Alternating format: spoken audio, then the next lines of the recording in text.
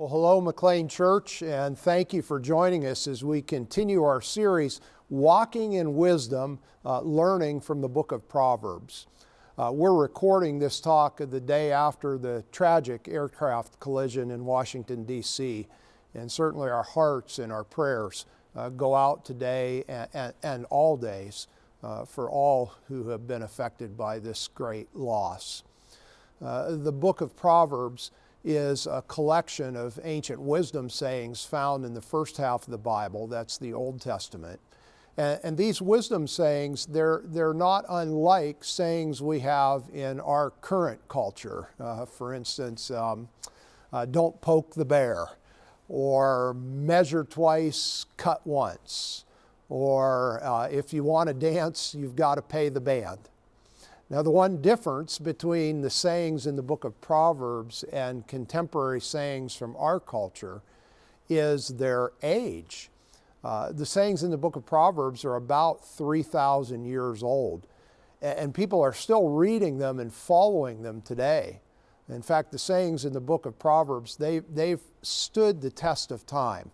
And while I think sayings like measure twice, cut once will also pass the test of time, there is something significant, something sacred about a collection of wisdom sayings that generation after generation for almost 3 millennia has looked to and followed.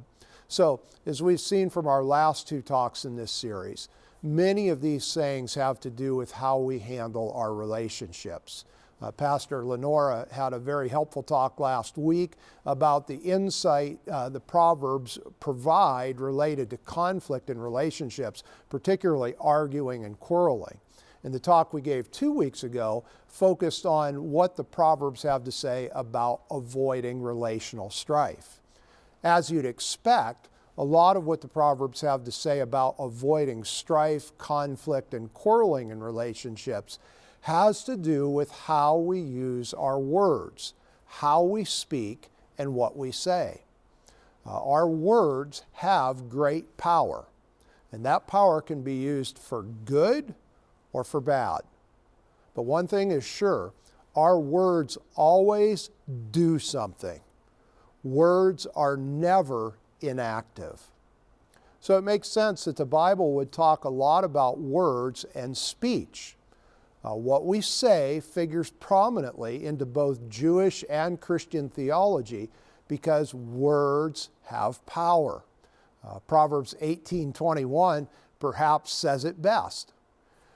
Death and life are in the power of the tongue, and those who love it will eat its fruits. Similarly, the writer of the New Testament book of James offers this bold and cutting insight.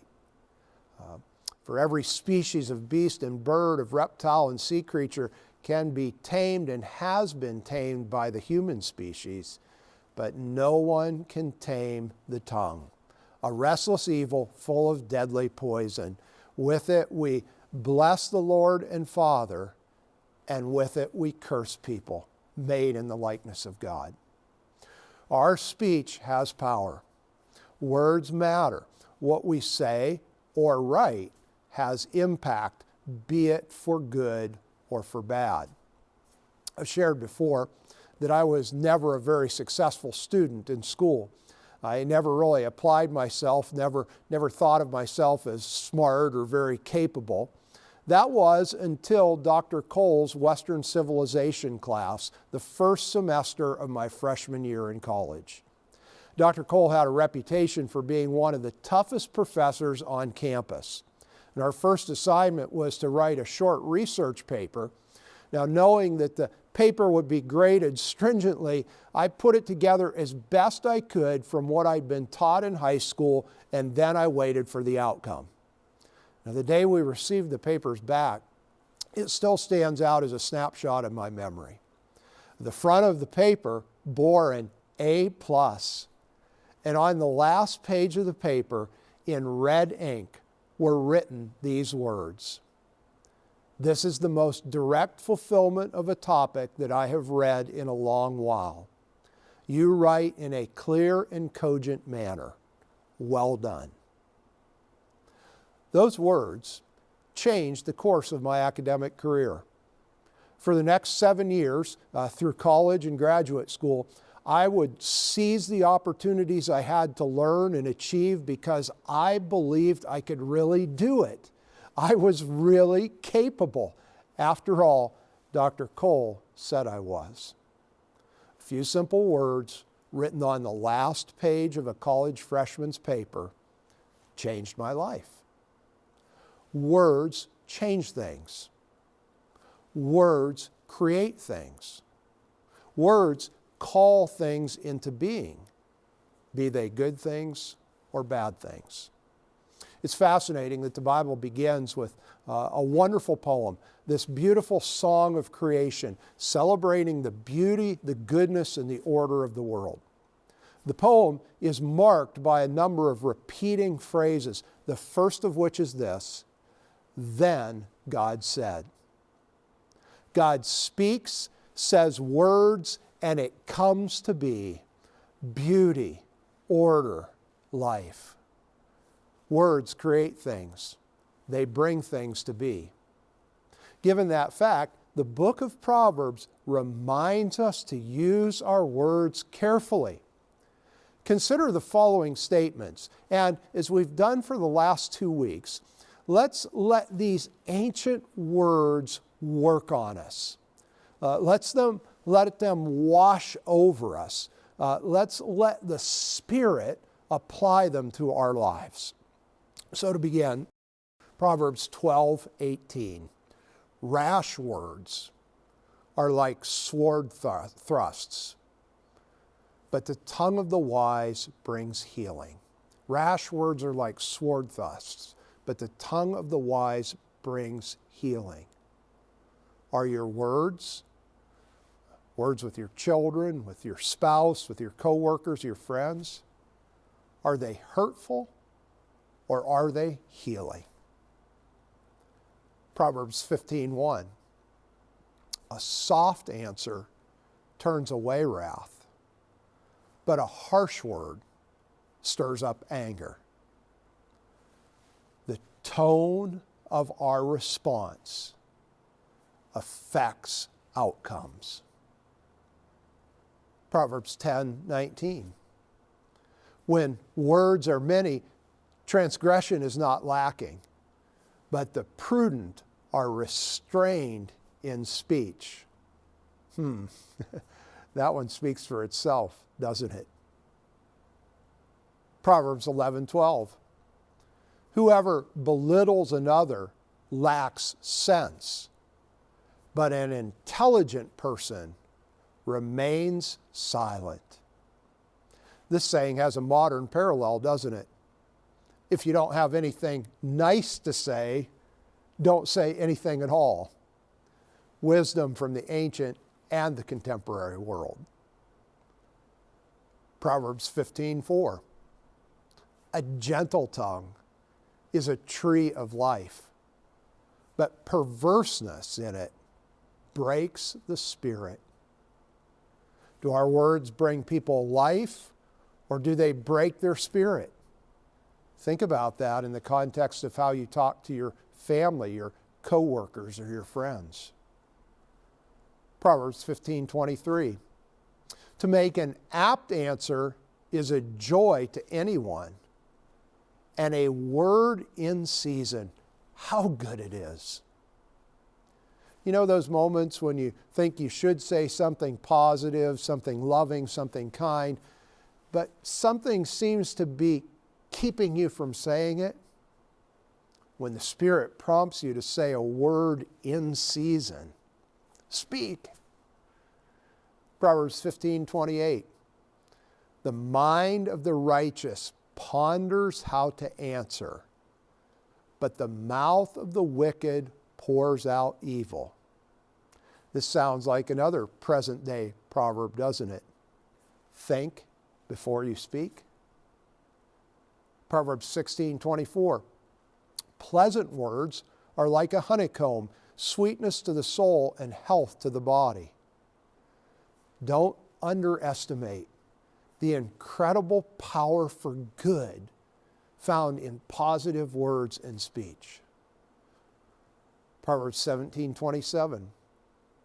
One who spares words is knowledgeable. One who is cool in spirit has understanding. Take a deep breath. Think before you speak. Don't overreact. Proverbs 18:6 and 7. A fool's lips bring strife, and a fool's mouth invites a flogging. The mouths of fools are their ruin, and their lips a snare to themselves.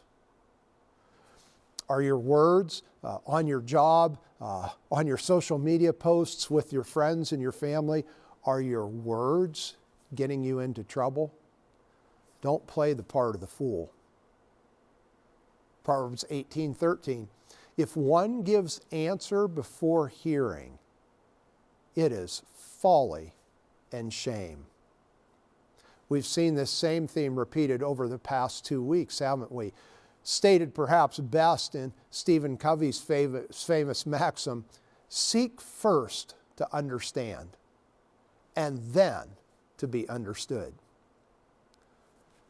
Proverbs 21:23.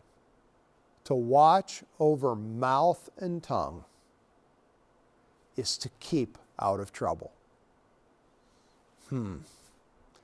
Maybe much of our success in life, or lack thereof, is determined by how we use our words.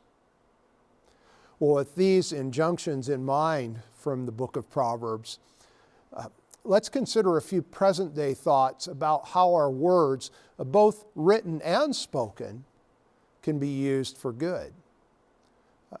First, we've got to begin by hearing the Proverbs' warning about the incredible power of our words.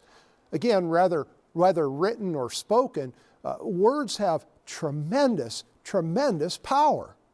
The biblical writers illustrate this over and over again. God speaks, and the order and beauty of creation is brought forth. God writes, and the law is given to Moses. God embodies himself in a word. As John's Gospel says, the Word became flesh and dwelt among us.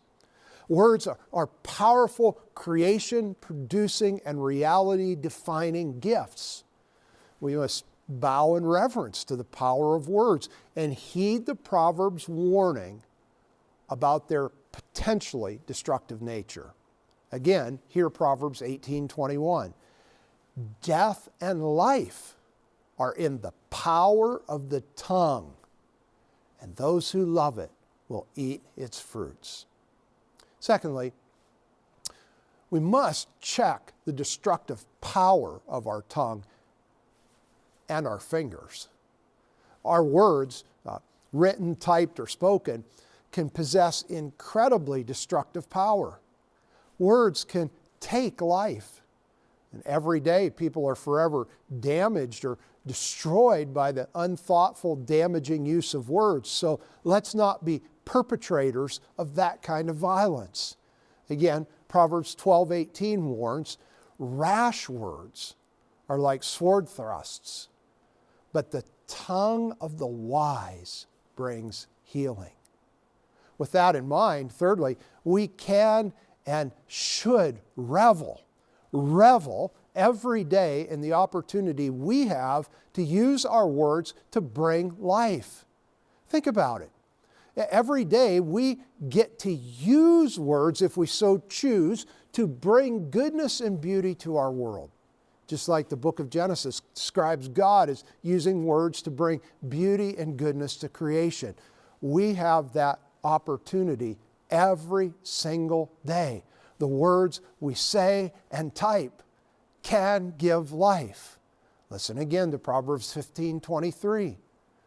To make an apt answer is a joy to anyone, and a word in season, how good it is.